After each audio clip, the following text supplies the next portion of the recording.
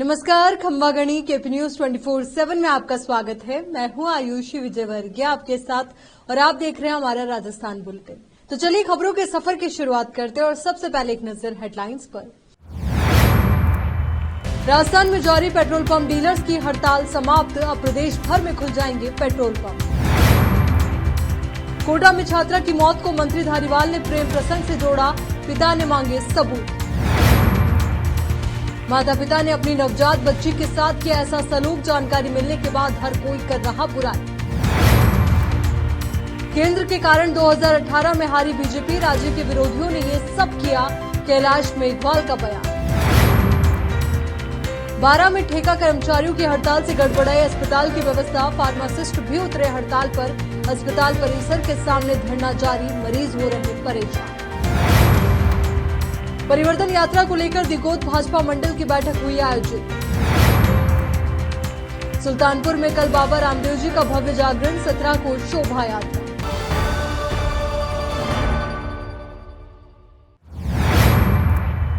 अब देखते हैं समाचार विस्तार से। राजस्थान में चुनावी संग्राम आरोप प्रत्यारोप से एक कदम आगे बढ़कर अब थानों की चौखट तक पहुंच चुका है। इसकी शुरुआत केंद्रीय जल शक्ति मंत्री गजेंद्र सिंह शेखावत पर मुकदमा दर्ज होने के साथ हो गई। केंद्रीय मंत्री शेखावत 3 दिन पहले भाजपा की परिवर्तन यात्रा लेकर सिरोही पहुंचे थे। इस दौरान सिरोही शहर के राम झरोखा मैदान में आयोजित आम सभा में मंत्री शेखावत ने सीएम गहलोत और संयम लोढ़ा पर कई आरोप लगाए थे। भ्रष्टाचार के गंभीर आरोप लगाने के साथ ही प्रदेश सरकार पर कानून व्यवस्था और तुष्टीकरण का आरोप लगाया था। इसी को लेकर सिरोही कोतवाली में सिरोही शहर निवासी भरत कुमार ने मामला दर्ज करवाया। केंद्रीय जल शक्ति मंत्री गजेंद्र सिंह शेखावत के खिलाफ धारा 295A, 153A, 505 और 120B के तहत मामला दर्ज करवाया गया है। परिवादी ने पुलिस को दी रिपोर्ट में आरोप लगाया है कि केंद्रीय मंत्री शेखावत ने झूठा भाषण देकर शहर का माहौल खराब करने का प्रयास किया। परिवादी भरत कुमार का आरोप है कि मंत्री ने भाषण में सिरोही का नाम लेकर रामनवमी की यात्रा पर पत्थरबाजी करने,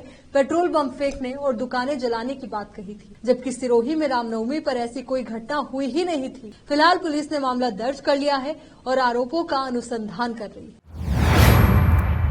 बीजेपी से निलंबित विधायक और पूर्व विधानसभा अध्यक्ष कैलाश मेघवाल ने पार्टी हाईकमान को भी आड़े हाथों लिया है। कैलाश मेघवाल ने साल 2018 में बीजेपी के राजस्थान में हारने की वजह भी बताई है। मेघवाल ने कहा कि 2018 में चुनाव में बीजेपी हारी, उसके लिए बीजेपी का हाईकमान जिम्मेदार है। कैलाश मेघवाल ने कहा कि चुनाव करीब आ गया तो राजस्थान का अध्यक्ष बदले। क्यों भैया, जब फौज तैयार कर रही है मैदान में जाने की, तब अध्यक्ष क्यों बदला गया? यही नहीं, उन्हें पार्टी में लिया गया जो वसुंधरा राज्य के खिलाफ। इन लोगों ने जिनको टिकट दिया उनमें ज्यादातर हारे और राजस्थान में बीजेपी ने सत्ता खो दी। प्रदेश में जारी पेट्रोल पंप डीलर्स की हड़ताल समाप्त हो गई। आरपीडीए के अध्यक्ष राजेंद्र सिंह भाटी ने घोषणा की, 10 दिन के लिए हड़ताल स्थगित करने की घोषणा की। खाद्य मंत्री प्रताप सिंह खाचरियावास के साथ वार्ता हुई। पेट्रोलियम डीलर्स एसोसिएशन के प्रतिनिधियों की वार्ता हुई। खाचरियावास ने प्रेस कॉन्फ्रेंस में कहा कि वैट के आकलन के लिए एक कमेटी का गठन किया। यह हाई पावर कमेटी 10 दिन में अपनी रिपोर्ट देगी। कमेटी गठन के आश्वासन के बाद ही हड़ताल स्थगित की गई है। राजस्थान में स्वास्थ्य विभाग में प्लेसमेंट एजेंसी के माध्यम से कार्यरत ठेका कर्मचारी अपनी विभिन्न मांगों को लेकर प्रदेश स्तरीय आह्वान पर कार्य बहिष्कार कर हड़ताल पर। 12 में भी जिला अस्पताल परिसर के सामने कर्मचारी धरना प्रदर्शन पर बैठे। कर्मचारियों की हड़ताल से अस्पताल में सफाई व्यवस्था, वार्ड बॉय, दवा वितरण सहित अन्य कई कामकाज प्रभावित हो रहे हैं। मरीजों को भी खासी परेशानी झेलनी पड़ रही है। वहीं फार्मासिस्ट कर्मचारियों का 3 दिन से 2 घंटे का कार्य बहिष्कार जारी था, जो शुक्रवार को भी पूर्णतया हड़ताल पर रहे, जिससे अस्पताल की दवा वितरण व्यवस्था पूर्णतया चरमरा गई। ठेका कर्मचारी संघर्ष समिति अध्यक्ष संदीप सिंह और ममता प्रजापति आदि कर्मचारी सहित हड़ताल पर उतरे। फार्मासिस्ट से हमारे संवाददाता ने खास बातचीत की और अस्पताल की स्थिति भी देखी। वार्डों में जहां गंदगी फैली हुई मिली, वहीं मरीजों को दवाओं के लिए लंबी कतार में घंटों खड़ा रहना पड़ा, जिसकी वजह से लोग दवाई के लिए जूझते हुए नजर आए। तो वहीं कर्मचारियों का कहना है कि संवेदक कंपनी की ओर से कर्मचारियों के वेतन के नाम पर अधिक भुगतान उठाकर कर्मचारियों को सिर्फ 5 से 6 हजार रुपए प्रति माह का भुगतान किया जा रहा है। ये मानदेय में कर्मचारियों को परिवार चलाने में परेशानी का सामना करना पड़ रहा है। उनकी मांग है कि ठेका प्रथा समाप्त कर स्थायी नियुक्ति दी जाए। 12 से ब्रजेश यादव की रिपोर्ट। बाजार में कोई गुजारा नहीं चल रहा है। हर 4000 से हमारी तनख्वाह बढ़ाई जाइए। कितना टाइम ये हमारी मांग है। कितने टाइम से आप यहाँ काम कर रहे हैं? 4-5 साल हो गया, कोई ने 10 साल हो गया, कोई ने 20 साल हो गया। क्या नाम है आपका? श्यामलाल। हड़ताल पे उतरे। मांगे कि हमें परमानेंट नहीं करो सबको, लेकिन हमें ऐसा कर दो कि कम से कम हमारा तनख्वाह ऐसी हो कि हमारा परिवार चल सके, क्योंकि हम 5,000 रुपए में यहाँ पे नौकरी है, इसमें किसी का गुजारा नहीं होता। और हमें कई सालों से नौकरी करते आए हैं, लेकिन इस चीज़ के बारे में किसी ने मुद्दा नहीं उठाया। और आज उठा रहे हैं तो लोग प्रेशर डाल रहे हैं कि इसको बंद करो 1 बजे तक, वरना दूसरे कर्मचारी को लगाए जाए। ऐसे कैसे लगा लेंगे? क्योंकि हम 8 दिन तक कोरोना में ड्यूटी करी, हमने किसी से मांग नहीं करी कि हमें ये चीज़ चाहिए, ये चीज़ चाहिए।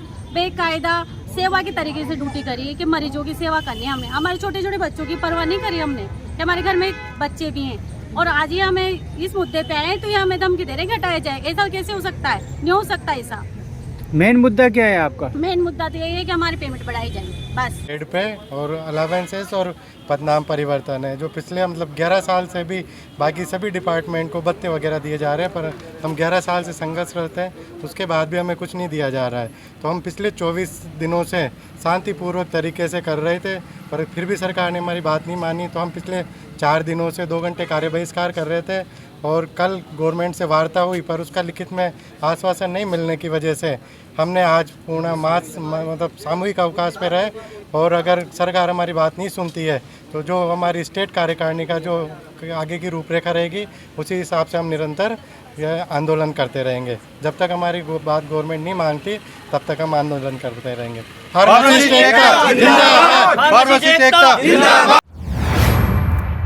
यहाँ रुक रहे एक छोटे से ब्रेक के लिए, जल्द हाजिर होंगे।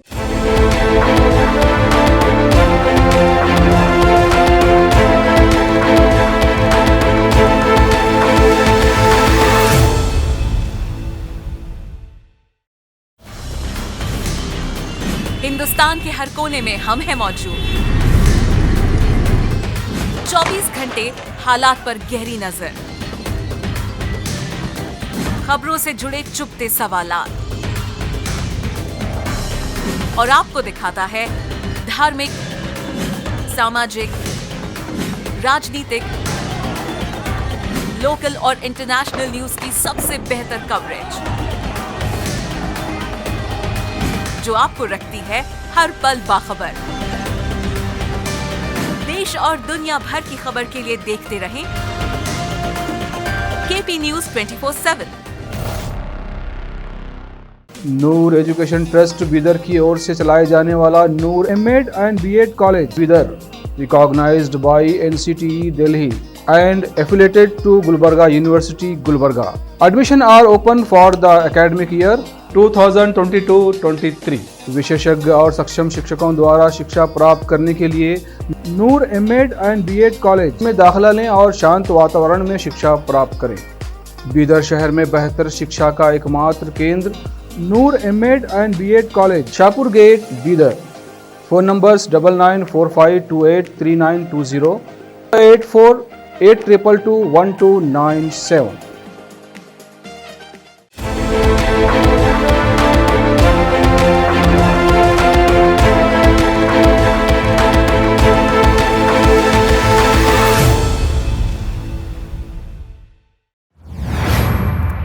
ग्राम मालबमोरी में तेजाजी महाराज के मेले का शुभारंभ समस्त ग्रामवासियों द्वारा तेजाजी ध्वज को गांव में घुमाकर किया गया। तेजाजी महाराज के स्थान पर सर्पदंश, कीड़े, वन्य बीमारियों से बचाया जाता, जिसमें हजारों श्रद्धालु व भक्त दर्शन करने के लिए आते हैं। सबकी मनोकामना पूर्ण होती है, जिसमें रामहित मीणा, मनीष विजय, गोवर्धन गुर्जर, सुरेंद्र राजावत, श्याम मीणा व समस्त ग्रामवासियों ने भाग लिया। ये मेला 30 साल से लगातार लगता हुआ आ रहा है। यहाँ हजारों श्रद्धालु इस मेले में अपना कष्ट दूर करने के लिए आते हैं। यहाँ के लोगों की इसमें काफी आस्था है कि किसी भी प्रकार के जहरीले जीव जंतु के खाने पर उसका आसानी से उपचार यहाँ हो जाता है। लोग ये कहते हैं और उनकी आस्था भी इसको लेकर बहुत ज्यादा है। विश्व हिंदू परिषद बजरंग दल प्रखंड इटावा की बैठक गुरुवार अपराह्न 3 बजे वीरेंद्र सिंह लोक कल्याण ट्रस्ट पर जिला उपाध्यक्ष इंद्राज मीणा की अध्यक्षता में संपन्न हुई, जिसमें मार्गदर्शन बजरंग दल जिला संयोजक रामेश्वर राठौड़ का मिला। बैठक में जिला संयोजक रामेश्वर राठौड़ ने कहा कि राष्ट्र निर्माण के महायज्ञ में तन मन धन से अपनी आहुति समर्पित करें, भारत माता के आह्वान को स्वीकारें और बजरंग दल द्वारा आयोजित शौर्य जागरण यात्रा में सम्मिलित होकर संगठित हिंदू युवा शक्ति का परिचय। बजरंग दल जिला सह संयोजक चेतन सुमन ने बताया कि शौर्य जागरण यात्रा 17 सितंबर को गेता को गांव में प्रवेश करेगी, जो साढ़े 6 बजे इटावा में प्रवेश करेगी। इस दौरान कस्बे में शौर्य यात्रा का जगह जगह आतिशबाजी, पुष्प वर्षा के साथ स्वागत होगा। बैठक के बाद सभी कार्यकर्ताओं ने शौर्य यात्रा के पत्रक का विमोचन किया। इस दौरान बैठक में जिला कोषाध्यक्ष लक्ष्मीचंद जांगीर, जिला सत्संग प्रमुख ओम प्रकाश नागर, जिला प्रचार प्रमुख दीपक पारेता, उपाध्यक्ष गिरिराज पारेता, मंत्री सतीश सोनी, संयोजक पुष्पेंद्र कुशवाहा, सह संयोजक प्रवीण शर्मा, नगर संयोजक अनिल उपाध्याय, सौभागमल कुशवाहा, अक्षय बड़ोलिया, सत्यनारायण कुशवाहा, पुरुषोत्तम प्रजापत सहित कई कार्यकर्ता उपस्थित थे। इटावा से जितेंद्र कुमार, नागर की रिपोर्ट। बजरंग दल जिला संयोजक रामेश्वर राठौड़ अभी केपी न्यूज के साथ जुड़े हुए हैं। बजरंग दल की शौर्य यात्रा के बारे में थोड़ा संक्षिप्त में आप बताइएगा। बजरंग दल की शौर्य यात्रा अपने कोटा जिले में गेता में 17 तारीख को प्रवेश करेगी और इटावा में भव्य स्वागत। इसके बाद में रात्रि विश्राम के बाद आगे सुल्तानपुर की तरफ अपने गंतव्य की तरफ जाएगी। हर गांव और कस्बे में शौर्य यात्रा का भव्य स्वागत होगा और विशाल रैली और तिरंगा ध्वज के साथ यात्रा पूरे जिले में प्रवेश करते हुए सांगोद में रात्रि विश्राम 18 तारीख को यात्रा करेगी। भारतीय जनता पार्टी सांगोद विधानसभा के दिगोद मंडल की परिवर्तन संकल्प यात्रा को लेकर मंडल अध्यक्ष सरोज कुमार यादव की अध्यक्षता में बैठक संपन्न हुई। इस अवसर पर बैठक में मुख्य वक्ता के रूप में भाजपा प्रदेश मंत्री पूर्व विधायक हीरालाल नागर उपस्थित रहे तथा बैठक में परिवर्तन यात्रा के विधानसभा प्रभारी ओम प्रकाश मेहता व सह प्रभारी जिला उपाध्यक्ष मनीष शर्मा भी उपस्थित रहे। इस अवसर पर वक्ताओं द्वारा परिवर्तन संकल्प यात्रा को सफल बनाने हेतु विचार प्रकट किए। 21 सितंबर को कोटा में होने वाले महासम्मेलन को लेकर भी चर्चा की गई। इस अवसर पर वक्ताओं द्वारा पार्टी को मजबूत बनाने पर भी अपने अपने विचार प्रकट किए गए। इस बैठक में भाजपा के वरिष्ठ नेता तुलसीराम नागर, भाजपा संगठन के जिला पालक डॉक्टर एल.एन. शर्मा, विधानसभा विस्तारक मयंक तिवारी, भाजपा जिला नमो वॉलंटियर संयोजक प्रदीप सोनी, जिला परिषद सदस्य राजनेता मेघवाल, पंचायत समिति सदस्य जगदीश मेघवाल, जिला महामंत्री ललित शर्मा, युवा मोर्चा जिला अध्यक्ष युधिष्ठिर खटाना, मंडल उपाध्यक्ष मुरली प्रजापति, मंडल महामंत्री गिरीश शर्मा, एसटी मोर्चा मंडल अध्यक्ष धनुष बिहारी मीणा, उप प्रधान नरेश नरूका आदि उपस्थित रहे। कार्यक्रम का संचालन हरीश मीणा सुरीला द्वारा किया गया। इटावा से जितेंद्र कुमार, नागर की रिपोर्ट। हर साल की भांति इस साल भी सुल्तानपुर में भाद्रपद की शुक्ल को विशाल भजन संध्या का आयोजन हुआ। वह अगले दिन बाबा रामदेव जी की भव्य शोभा यात्रा निकाली जाएगी।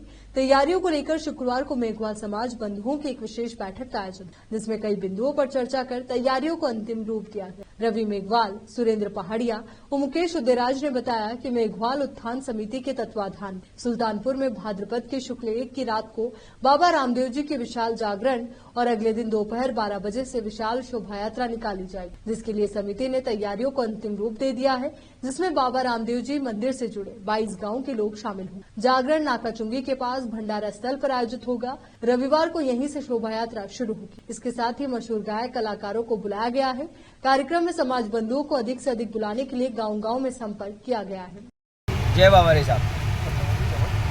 16 सितंबर मध्य रात्रि बाबा का जागरण मंडी गेट सुल्तानपुर पर रखा गया है। दूसरे दिन 17 तारीख को बाबा की भव्य जुलूस यात्रा निकाली जाएगी। अतः आप सभी ग्रामवासी, आसपास के समाज बंधुओं, बाबा के भक्तों से निवेदन है कि अधिक से अधिक संख्या में पहुंचकर कार्यक्रम को। राजस्थान के कोटा में कोचिंग छात्रा की आत्महत्या को मंत्री शांति धारीवाल ने प्रेम प्रसंग से जोड़ दिया। उनके इस बयान पर मृतक छात्रा के परिवार का गुस्सा फूट पड़ा। मृतका के पिता ने कहा कि इस तरीके की कोई जानकारी मेरे पास नहीं है। यदि उनके पास इस बात के सबूत है तो वो हमें दिखाएं।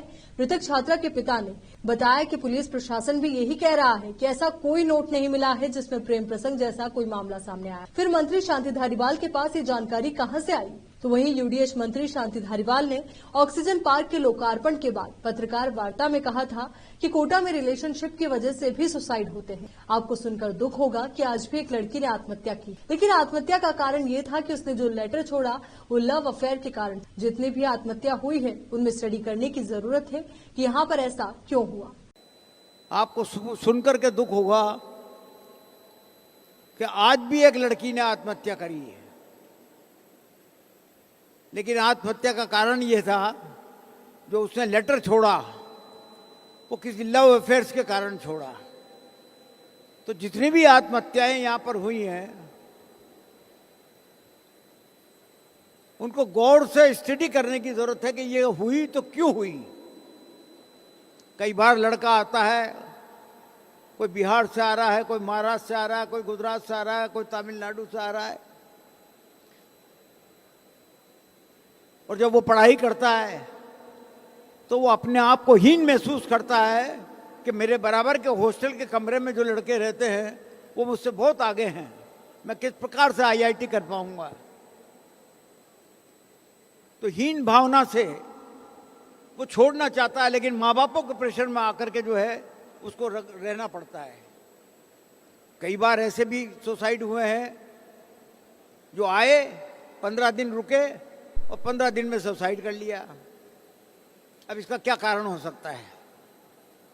रिलेशनशिप की वजह से सुसाइड होता है।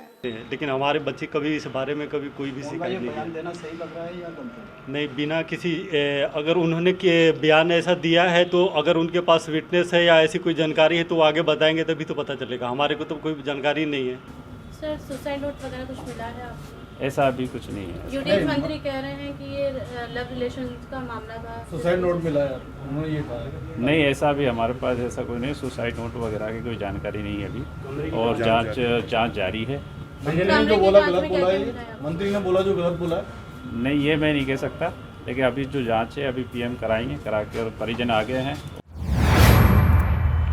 कहते हैं जाको राखे साइया मार सके ना कोई। ये कहावत अलवर के नौगांव में 7 दिन की उस बच्ची के लिए है जिस बच्ची को जन्म होते ही उसकी बेरहम माँ बाप ने आदमखोर कुत्तों के पास उनका निवाला बनने के लिए सड़क पर फेंक। लेकिन विधाता को शायद कुछ और ही मंजूर था। वहाँ से गुजर रहे एक मुसलमान युवक को बच्ची नजर आई। वो बच्ची को लेकर अस्पताल पहुंचा। बच्ची के मिलने की सूचना आग की तरह पूरे क्षेत्र में फैल गई। अस्पताल में बच्ची भूख से तड़प रही, तो इस दौरान वहाँ मौजूद एक महिला ने बच्ची को अपना दूध पिलाया। डॉक्टर ने कहा कि बच्ची पूरी तरह से स्वस्थ है। कुछ ही देर में बच्ची को गोद लेने के लिए अस्पताल में लोग भी पहुंचने लगे, लेकिन बच्ची को अडॉप्ट करने की प्रक्रिया सरकारी होती है, उसमें समय लगता है, इसलिए डॉक्टर्स ने बच्ची को देने से मना कर दिया। वो सरकारी कस्टडी में उसे मदर टेरेसा होम भेज दिया। चलिए एक बार फिर से नजर डालते हैं हेडलाइंस पर। राजस्थान में जारी पेट्रोल पंप डीलर्स की हड़ताल समाप्त, अब प्रदेश भर में खुल जाएंगे पेट्रोल पंप। कोटा में छात्रा की मौत को मंत्री धारीवाल ने प्रेम प्रसंग से जोड़ा, पिता ने मांगे सबूत। माता पिता ने अपनी नवजात बच्ची के साथ किया ऐसा सलूक, जानकारी मिलने के बाद हर कोई कर रहा बुराई। केंद्र के कारण 2018 में हारी बीजेपी, राज्य के विरोधियों ने ये सब किया, कैलाश मेघवाल का बयान। 12 में ठेका कर्मचारियों की हड़ताल से गड़बड़ाई अस्पताल की व्यवस्था, फार्मासिस्ट भी उतरे हड़ताल पर। अस्पताल परिसर के सामने धरना जारी, मरीज हो रहे परेशान। परिवर्तन यात्रा को लेकर दिगोद भाजपा मंडल की बैठक हुई आयोजित। सुल्तानपुर में कल बाबा रामदेव जी का भव्य जागरण, 17 को शोभा यात्रा। केपी न्यूज की इस बुलेटिन में फिलहाल के लिए इतना ही। देश और दुनिया से जुड़ी तमाम ताजा खबरों के लिए आप बने रहिए केपी न्यूज 24/7 के साथ। धन्यवाद।